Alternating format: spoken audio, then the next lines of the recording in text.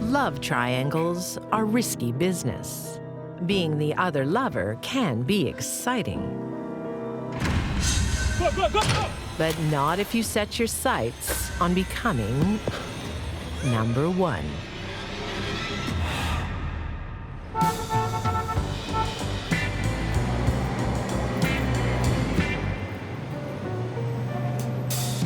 (1985) Chicago, Illinois. Co-workers Geraldine Smith and Louia McDonald can't keep their hands off each other. Theirs is a perfect romance, except for one thing. I can't do this anymore. You're married.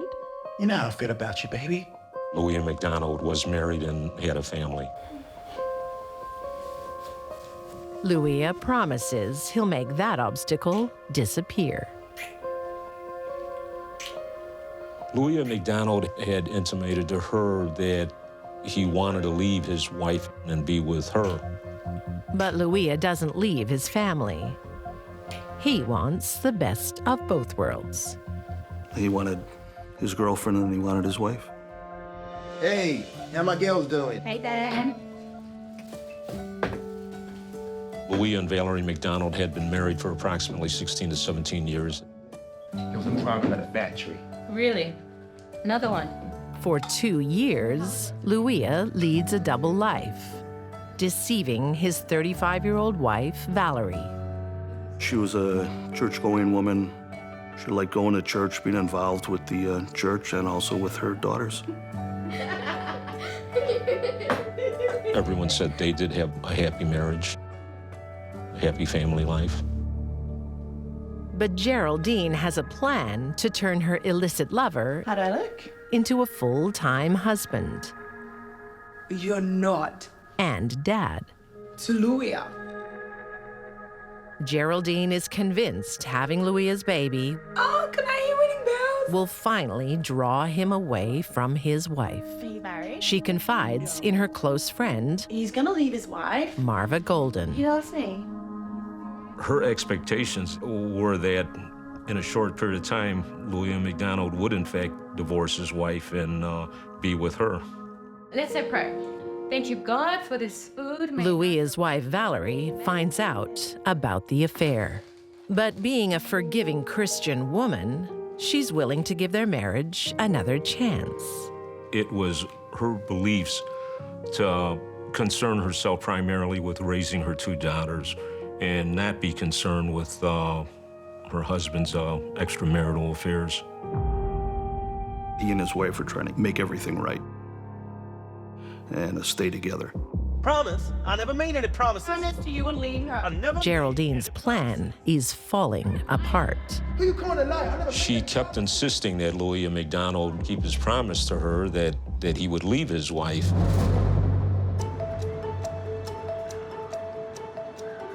Down under in Sydney, Australia, 25-year-old engineer Manisha Patel is also lovesick.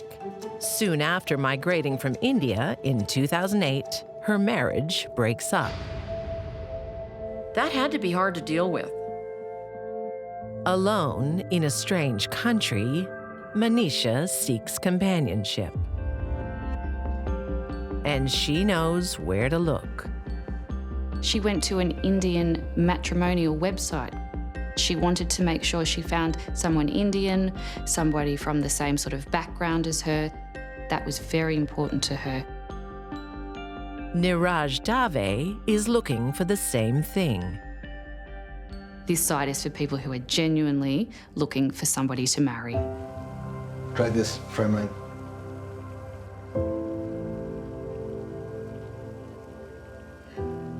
It's okay. It's delicious.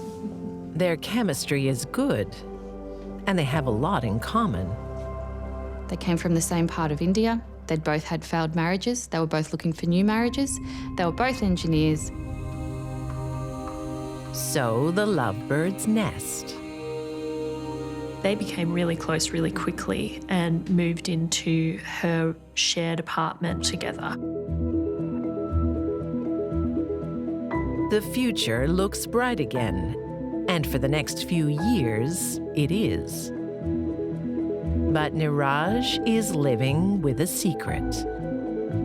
Manisha wasn't the only woman in Niraj's life when they were living together. Niraj's parents were actively looking for a new spouse for him. Her new Romeo is seeing another woman, virtually back in India.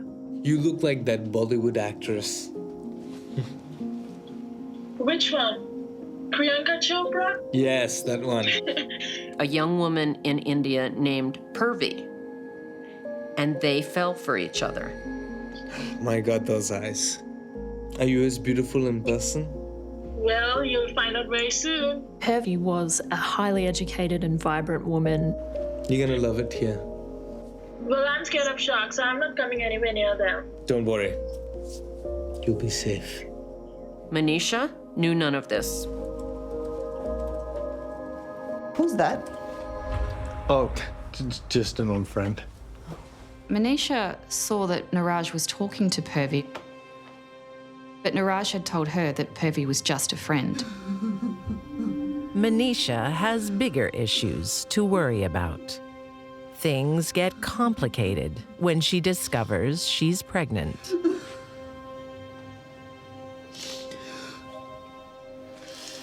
Everything will be fine. I've brought shame on my family. That is a horrible shock for her. It's on this home. To be pregnant out of wedlock is a terrible source of shame for her. So she decides to get an abortion, which is something that is truly agonizing for her. To rub salt into the wound, You have to understand. Niraj delivers another bombshell. I am promised to another. What? Who? It's been arranged by our families.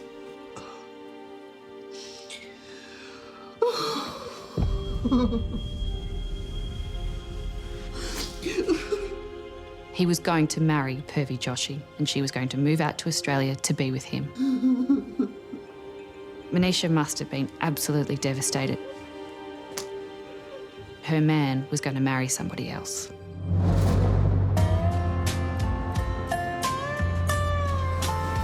In Chicago, Illinois, Geraldine Smith thinks the arrival of her baby will finally convince lover Louis McDonald to leave his family. She gave birth to a baby boy, which she named Louis McDonald Jr., in anticipation that someday soon that Louis McDonald would be divorcing Valerie McDonald and coming to stay with her. I want to speak to Louis. But her plan backfires.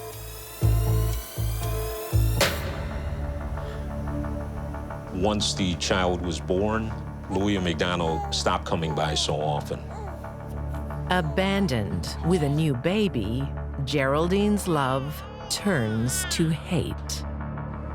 Dad! Her rage isn't directed at Louia, but at his innocent wife. She had so much Dad!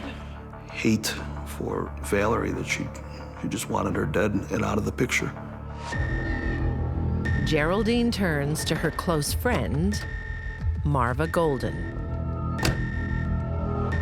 I want that bitch dead was a constant refrain in her household to Marva Golden. Marva knows the kind of people who can make Valerie pay. Eddie Williams had been recently released from the Illinois Department of Corrections. He did have an extensive criminal background. So you want to make some money? Or you gotta just kill a housewife? 29-year-old Eddie Williams is more than happy to help. And he comes cheap. How you doing? Good. Geraldine Smith had said she'd pay $500 for the shooting. Life isn't worth a whole lot to some people.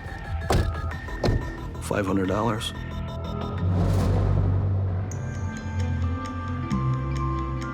In Sydney, Australia, Try this. after living with Niraj Dave for 18 months, Manisha Patel is being usurped. It's delicious. Her love rival is about to arrive from India. But Manisha shows no anger. She even helps Niraj set up house for his bride-to-be. We love it. Great. I've got the tenancy agreement here if you'd like to sign. Yeah, sure.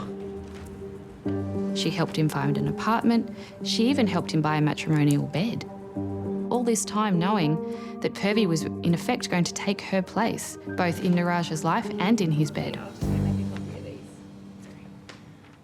Manisha was willing to humiliate herself, do anything to be close to Niraj. When Pervy arrives, Manisha must make way. Got to go to the airport. Put it down. Yeah, okay. We have to go, okay?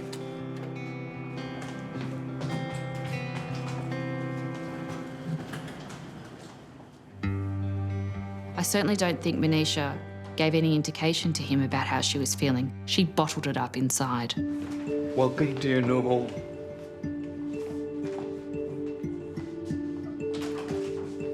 Upstairs. As soon as Pervy arrives, Manisha is out of the picture. Niraj settles down to a new life with his new fiancée, 28-year-old Pervy Joshi. I love it. Are you sure? Yes. I love it.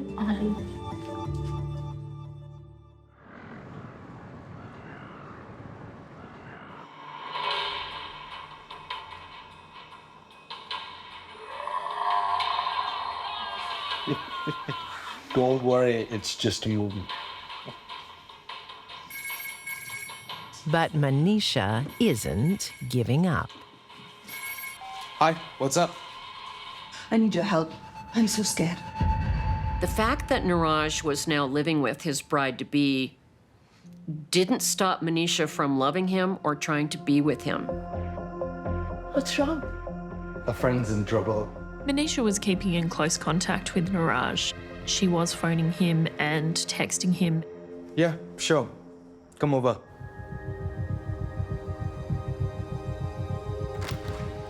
Manisha meets her replacement.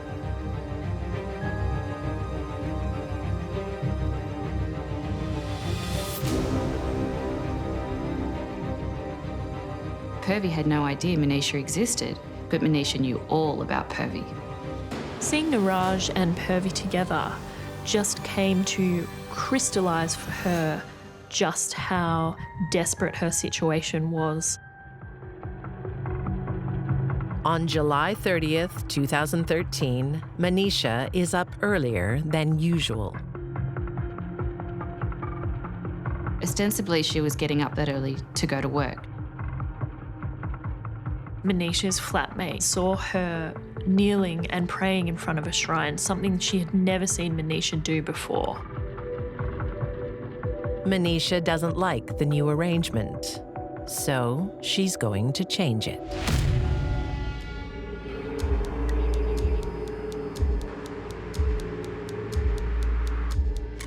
She still has a key to her old apartment. Pervy is home alone. Niraj was working as a security guard, often doing overnight shifts. Something primal in her that night took a hold of her, and she was unable to control herself.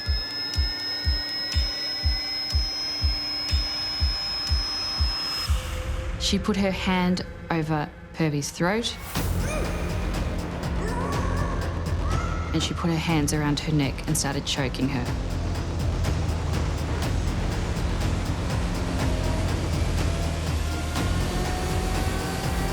Movies would have you think that choking someone only takes 15 seconds.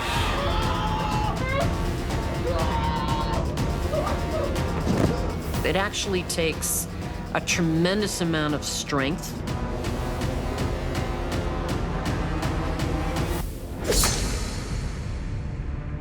But that wasn't the end of it. Then Manisha stabbed her twice, after she was dead.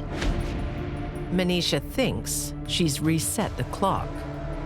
She thinks that with Pervy out of the picture, she and Niraj can get back to having life as it was, the life that she knew and the life that she obviously loved with him. Niraj returns home from work Pervy! to discover his worst nightmare. Pervy! Pervy! Pervy! Pervy is new to the country, but Niraj knows one person who would want her dead. And by coincidence, Manisha has also been stabbed. Hi, Manisha. How you feeling? I'm okay, sir. What happened again on the night of the stabbing? There were two of them. Two. They wore masks, so I couldn't see their faces. Manisha said that she was attacked by two men as she was walking home. Then one of them stabbed me here. It turned out that she stabbed herself. She was trying to deflect attention from the police investigation. Manisha's fate is sealed when the police check CCTV footage of the victim's residence. She was seen on surveillance tape going into the building and coming out of the building in the middle of the night. When confronted with the evidence, she admits to the killing, but claims self-defense. But again, her story falls short. Manisha's jealous history and self-inflicted wounds simply hasten her road to court. Manisha's thinking was so off-center. She actually thought by eliminating her rival, Niraj would want her. In 2015, Manisha is found guilty of murder. On appeal, her conviction is quashed, and she faces a new trial. In 2018, Manisha Patel is convicted of manslaughter. She is sentenced to 9 years and 4 months behind bars. Manisha is highly unlikely to kill again. Like most people convicted of murder, she had a very specific reason and motivation for doing it, and that's over.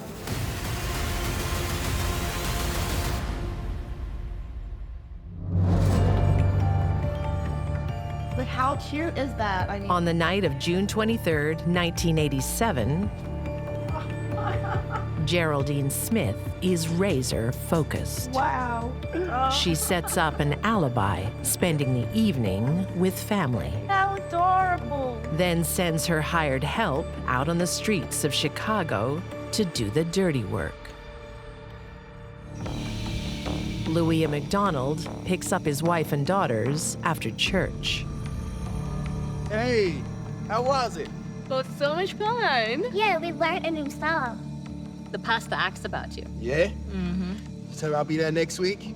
Yeah, right. Praise the Lord. He's a savior. Nearby, the hired assassins lie in wait. Marvin Golden waited in the car with the engine running, while Eddie Williams stood on the corner, waiting for the McDonald family to return home. And that's where Louia's love triangle explodes. She was shot to death in front of her children. The two young daughters were highly traumatized. 2 days later, 37-year-old mother of two, Valerie McDonald, dies in the hospital. It was a gunshot wound to the head. She went down immediately. I don't believe she ever actually regained consciousness. Did you take care of it? Yeah, stop. Pay him. Geraldine thinks she has won. This was the whole master plan of Geraldine, to seize the husband that she couldn't have from Valerie. And the easiest way out was to eliminate Valerie McDonald, which she did. What Geraldine doesn't know is the cops are already on her trail.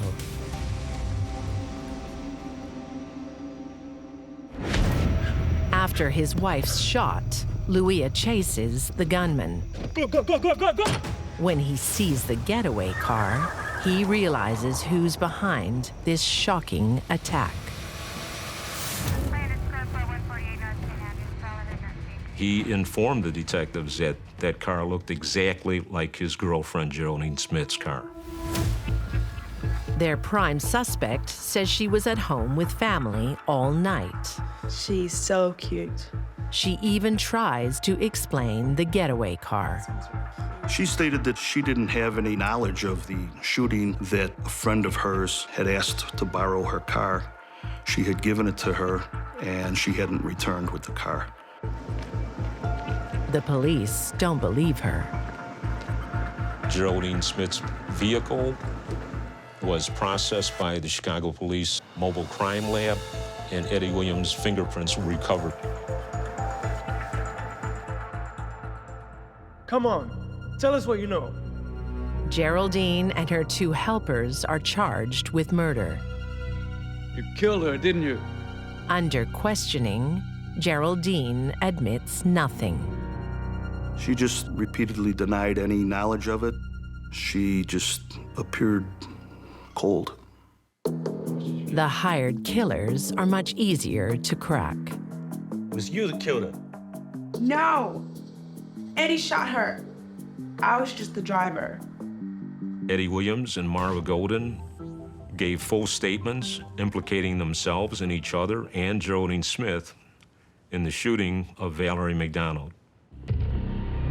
In 1989, Marva Golden pleads guilty to first-degree murder and is sentenced to 20 years. Eddie Williams also pleads guilty and is serving life. You would think they would be the hardened ones, but they readily confessed their parts in the crime. Geraldine Smith is found guilty of first-degree murder and conspiracy to commit murder. She had no qualms with paying $500 to have somebody killed in front of their children.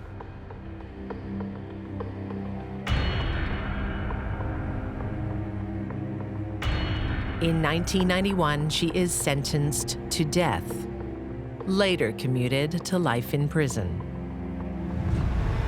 17 years later, in 2008, Geraldine Smith is released on parole. Geraldine Smith is one of the few truly evil people, male or female, that I've ever had to interview.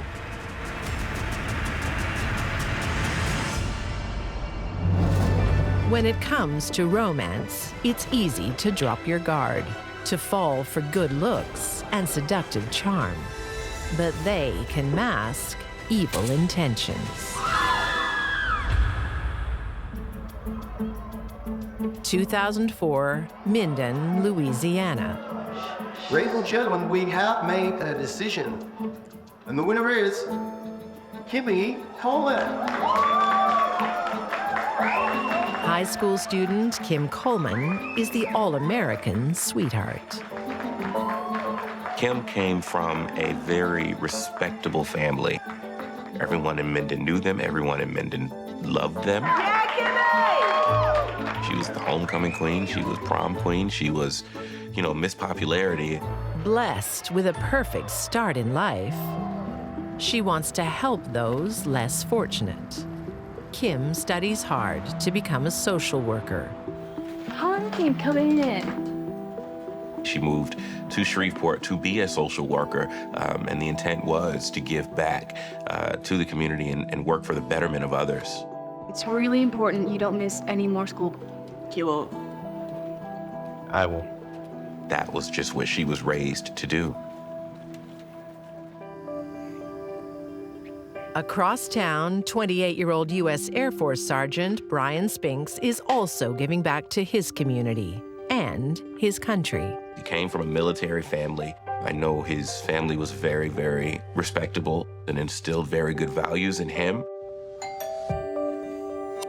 At a get-together in 2008, Brian's life takes a beautiful turn. She just seemed like a nice girl, very laid back, kind of quiet. Hey, how are you? Good. How are you? Good to see you. Good to see you. This is Kim. Kim was a very pretty girl. She had a beautiful smile. You could tell that she was happy. I hear you're a military man. Air Force Sergeant. I'd like to see you in uniform sometime. I can be right. Don't worry about that. The relationship started off very good, very strong. They appeared to be a perfect couple. Okay, let's break it up, my brother. Let's break it up. Domenico. Okay, we're gonna be playing 5 to 6. $5. He was really into her. He told me that, he thought about, even bringing her home and having her meet some of his family. So at that time, I pretty much knew that he really liked her. Back in time, in 1893, in Little Italy, New York, life is tough for newly arrived Italian immigrant, 21-year-old Maria Barbella. Maria was not well educated and barely spoke English. But Maria's determined to get ahead. She gets a job as a seamstress. You proposed? And has big dreams for her future in a new land. You're so lucky. You meet someone, eh? She wanted to be a wife and a mother. She's looking for a happily ever after. On the streets of New York, Maria encounters an entrepreneur who catches her eye. Fellow migrant Domenico Cataldo runs a shoe shine stand. Signorina.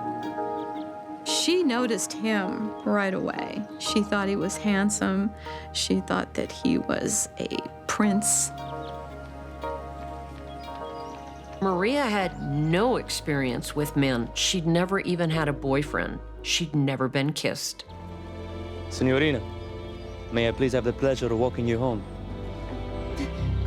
When he smiled, his eyes sparkled. She thought he was just incredibly handsome.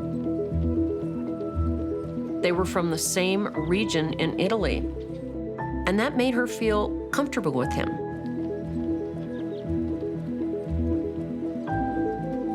She's hoping and praying that she's going to see herself in the role of princess to his prince. This country's been very good to me.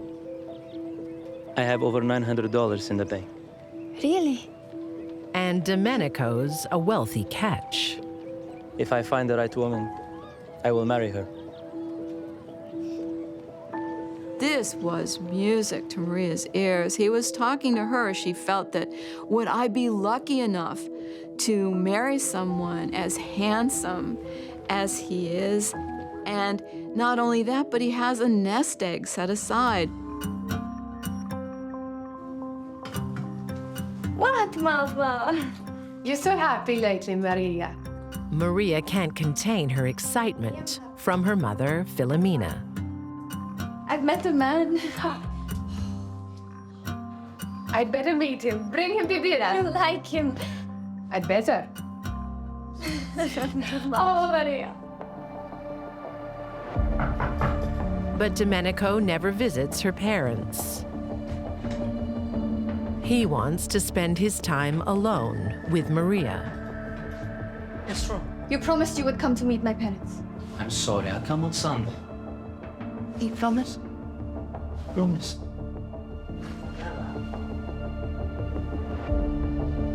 In the 19th century, in Little Italy, young women were expected to get married and to be virtuous. Domenico doesn't want to wait.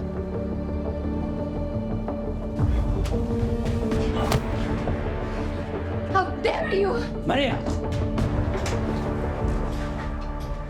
Maria was not interested in that at all. That was something you saved for marriage. His brutish behavior shatters Maria's romantic dream. She turns to her mother for advice. Oh, Maria! How could you let this happen? I'm sorry, Mama. You should never have been alone with him. The most valuable thing a young woman had was her virtue and her virginity. You could have been ruined for life. In fact, oftentimes she had very few options if it was known that she wasn't a virgin. You are forbidden from ever seeing him again.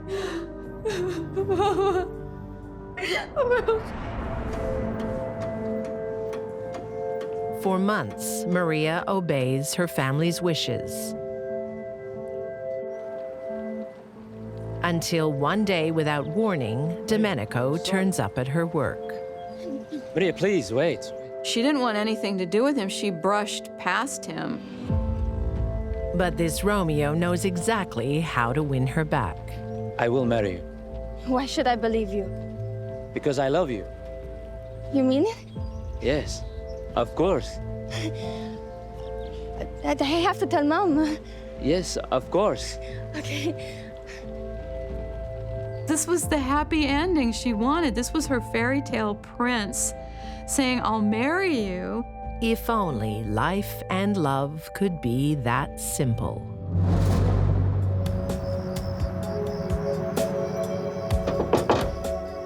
In Shreveport, Louisiana, At your service, man.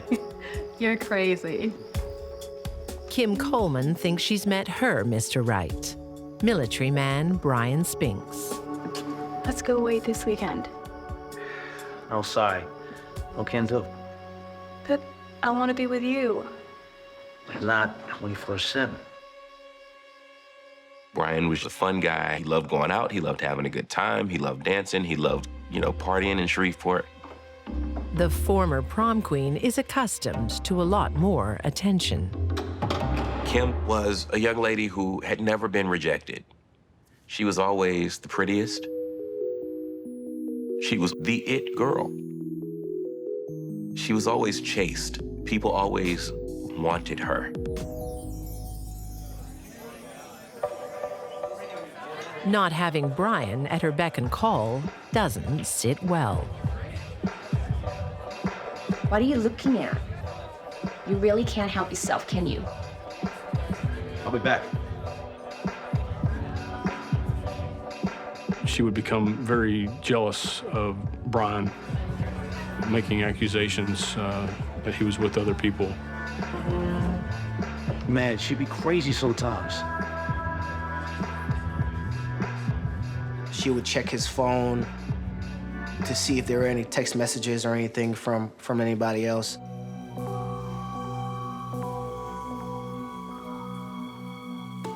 Kim had a fatal attraction.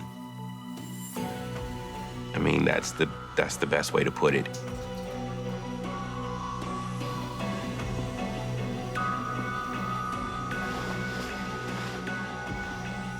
Here's Vanessa.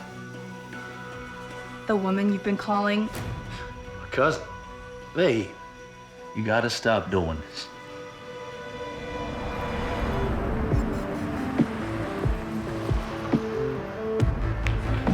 Brian decides it's time to take a break. Kim suspects he is seeing other women. She was a very jealous, very angry person when she realized that Brian did not want to be with her. She tracks him down to a local club.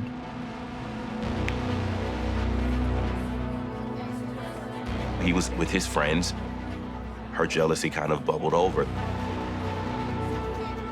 She started an altercation. What the hell do you think you're doing? Excuse me? That's all. She was very upset. She was yelling and screaming. And I know that you found off. Damn! And there were some people trying to hold her back. Get off me!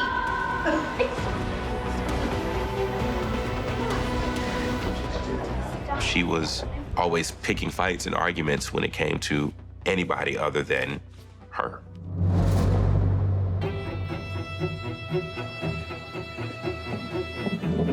Love is in the air on the streets of Little Italy, New York. To us. To us. Now that Domenico Cataldo has proposed, Maria Barbella agrees to go on a date to celebrate. But after only a few sips, Maria became dizzy and lightheaded. Marie, you okay? I think I'm going to faint. In all likelihood, he put something like opium, laudanum, something liquid into her drink, something that she couldn't even detect. Her head began to spin. Having a drink spiked is the same thing as a date rape drug today. It takes away all the possibility of consent. Let me take you home.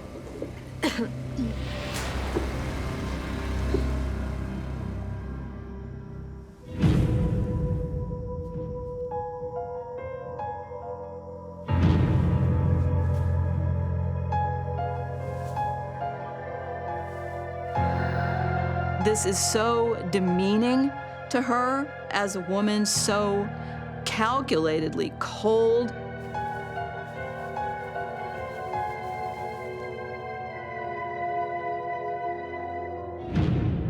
Domenico's first felony was drugging her. His second felony was raping her.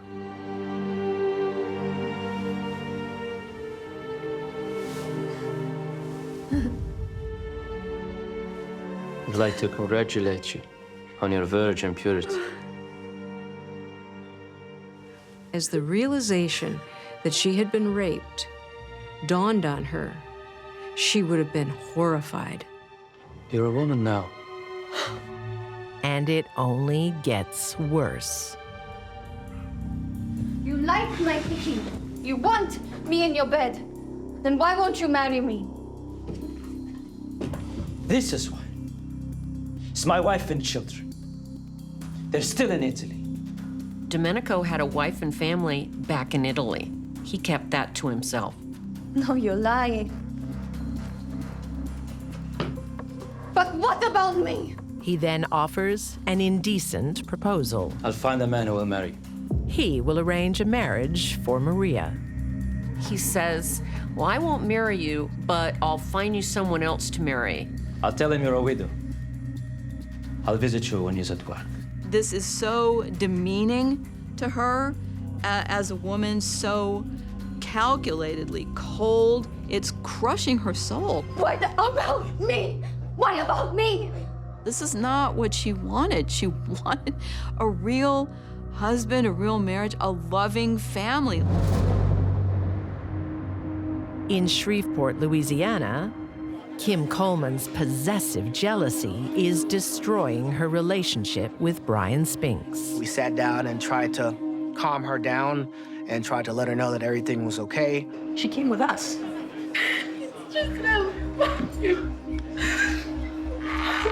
She was crying and she was saying, hey, Shane, you know, I love Brian and I'm sorry, you know, for acting this way. Brian was upset, and he told one of our other friends, hey, just take me home. Y'all adults, what are gonna go? It's the last straw for Brian. On January 16th, 2010, after a night out with friends is ruined, Brian decides to end the relationship permanently. Brian was embarrassed by her behavior. I'm tired of dealing with this. And he left her a voicemail telling her how embarrassed he was and that they were over. If you hadn't answered your phone, I was gonna tell you why. I'm done with you. But you didn't want to answer your phone. It's fine. Kim doesn't get the message because she's on her way over.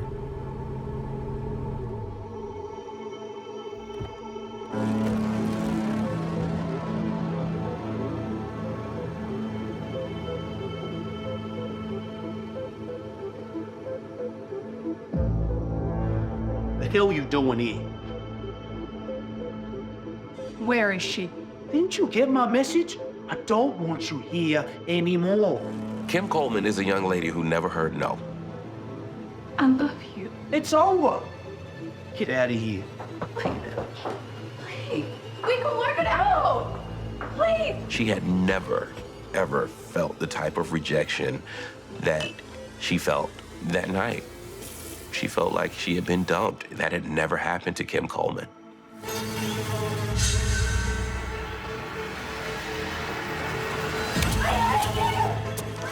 There was nothing he could do.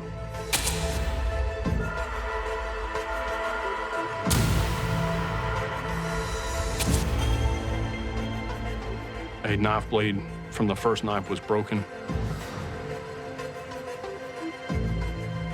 It's then believed that she went back into the kitchen, retrieved a second knife, and continued to stab him 60+ times.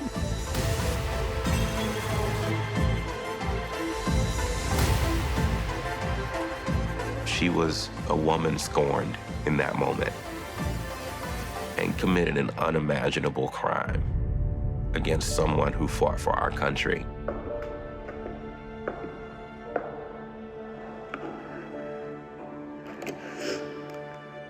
What's your emergency? Somebody stabbed my boyfriend. Help me. I don't think she would have made the call to 911 if she knew that he was still alive. I think she thought he was dead. And I think she felt like she had to finish the job before the police got there. Baby, are you okay? You hear Can you hear me? him pleading basically for his life, knowing that the person that did this to him is still right there next to him. Say something. For the 911 operator, it's the most chilling of calls.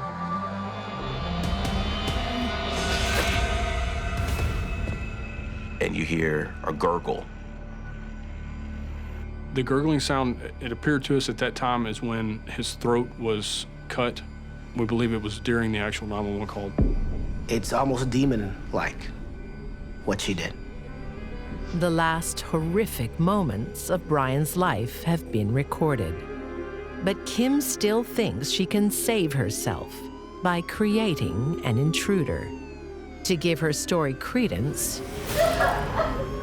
she stabs herself. The story she told was that somebody had followed her home and attacked both of them in the apartment. That was the first story she told.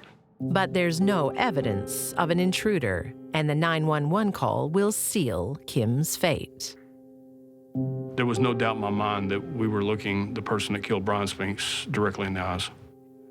I did it. But he was coming after me. Kim is charged with second-degree murder. The prosecution did such a great job poking holes in her story. The jury knew that Kim Coleman killed Brian Spinks in cold blood. In 2012, Kim Coleman is convicted and sentenced to life in prison without parole. When I found out, I was shocked. I never saw anything like this in her before. I never thought she was capable of anything like this, and I almost couldn't believe it.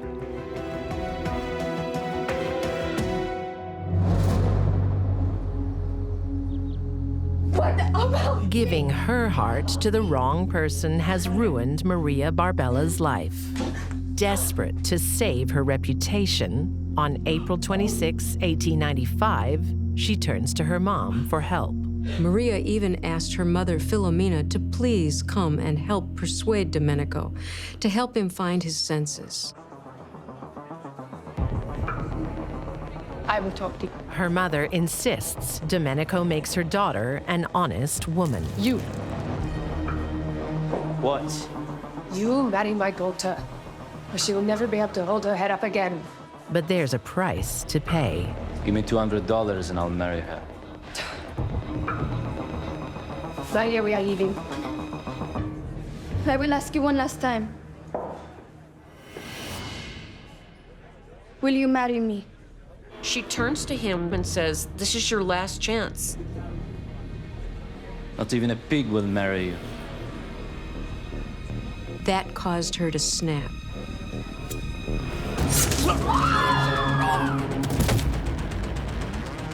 Maria was pushed to a point by him that she could not tolerate.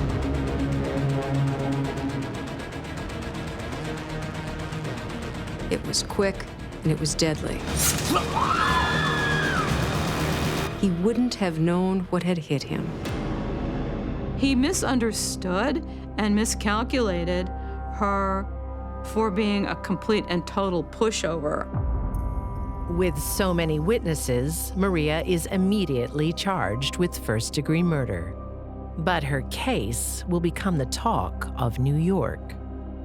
At her trial, the all-male jury don't hear details of her abuse at the hands of Domenico.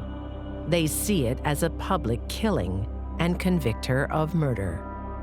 Maria was sentenced to the electric chair. Her fate seemed sealed. But the court of public opinion doesn't agree, particularly the women of New York. They think she has grounds for justifiable homicide and campaign for more than a year until she gets a retrial. The jury hears her story for the first time. Not even a pig will marry you. The jury found her not guilty, and she walked out of court.